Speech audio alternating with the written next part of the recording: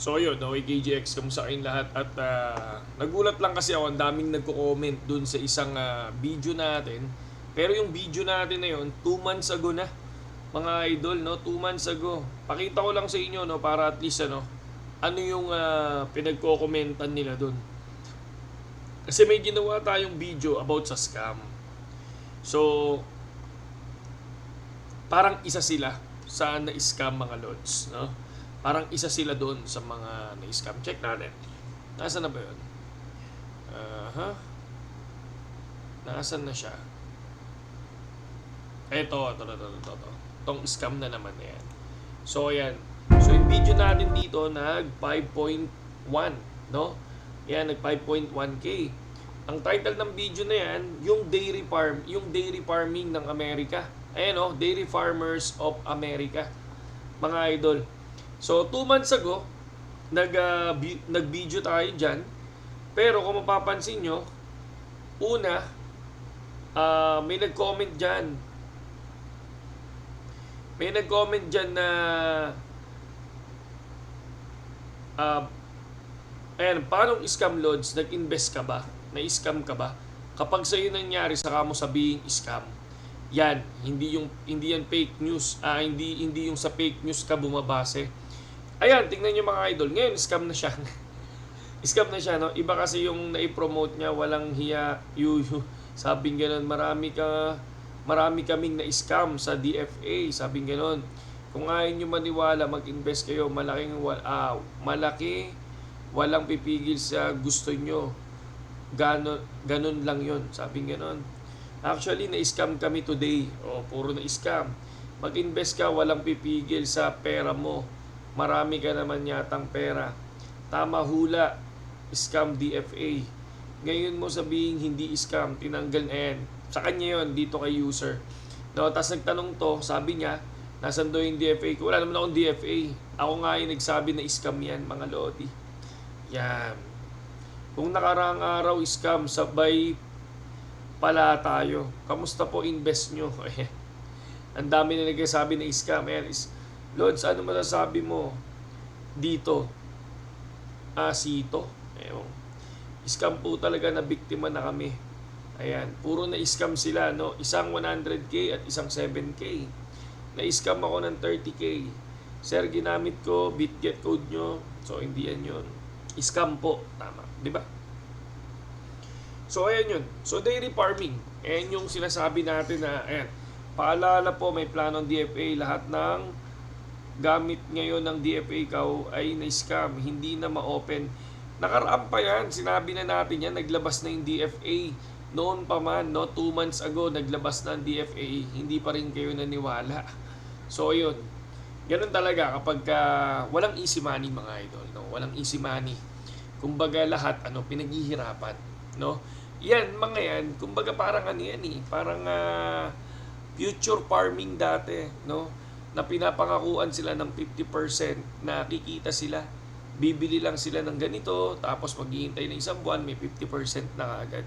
Mga idol, yun yung mahirap, no? Yung tipong naniniwala tayo sa ganun. Halatado naman na too good to be true, mga lods, no? Ayan, ang dami, no? Ayan, no? Nag-invest kaibigan ko ng 20k tapos hindi na maibalik. Kasi expired na yung account niya. Tapos hindi na ma-open. So, wala talaga. Kaya nga yan, sabi ko, ang dami na namang na-scam. Dairy Farmers of America. 2 months ago yan, hindi pa siya scam. Pero, sinabi na natin yan. Kasi, nakikita ko na yan noon pa eh. Diba? Nakita ko na yan noon pa. Diba? So, ano yan? Future farmings. Tapos, ang dami. Pati yung, hindi lang mga animals kundi yung iba ginagawa, mga electronics naman. So, huwag kayong maniniwala sa mga ganyan, mga idol, no? So, tayo nagre-review doon sa mga nakita na natin noon. Kaya, yan, tama na naman tayo dyan. Di ba? So, ingat lang sa susunod, mga idol, sa mga nag-i-invest, okay? Sa mga ganyan. And then ngayon, syempre, Ronin Network. Grabe ang Ronin Network, oh. So, tignan nyo, comment your lands on Pixel Online so that new players can mine the resources that they need. So, ang Pixels Online, no, parang sa yan? Sa, I think, Gala Games. na pumasok na sa Ronin Network. So isipin nyo, pumapasok na sila sa Ronin Network ngayon mga idol, no? Ang dami na. So ayan. Ayan, welcome to the family Pixel Online. 100k monthly active wallet, 5k daily active users, and 1.5 monthly transaction. Pixel Online is the rare Web3 game that already has impressive traction. O ayan. So, ganda ba? So, Pixel nga, Pero kung titingnan nyo, paano maiinganyo, paano matutuwa yung mga ngayong generation sa mga ganyang klaseng graphics, di ba? So, dapat i-improve nila mga idol. Kahit number 1 game daw yan sa gala, improve nila. Yun lang yung akin dyan, mga lods. Then, dito naman sa ibang mga news natin, wala naman ako nakita sa YGG kundi yung ating ChatGPT, no? Yan, wala naman, no? Ayan lang, si Pixel talaga is pumasok na sa Ronin. Yun lang yun. And then, ingat lang sa mga ganitong scam, ha? Ingat-ingat lang, no? Mga idol, huwag kayong maniniwala kapag pinangakuan kayo kaagad ng profit. 100%, 50%, huwag kayong maniniwala kaagad sa ganun, mga idol. And then, ayun, pakita ko lang. Okay, so, nag-withdraw tayo, mga lods, no? Kung mapapansin nyo, sa withdrawal, ayan, XRP, pakita lang natin mga lods. XRP, so ayan siya. So nag-withdraw tayo ng XRP kung mapapansin nyo. Ayan. Kitang-kita naman September 19. Ngayon, nag-iipon tayo ulit mga lods. Yan. So 116 USDT yung ating assets ngayon. And then ang ginagamit lang natin dyan, copy trading mga lodi. No, copy trading ang ginagamit ko lang dito ay si followers profit. Okay?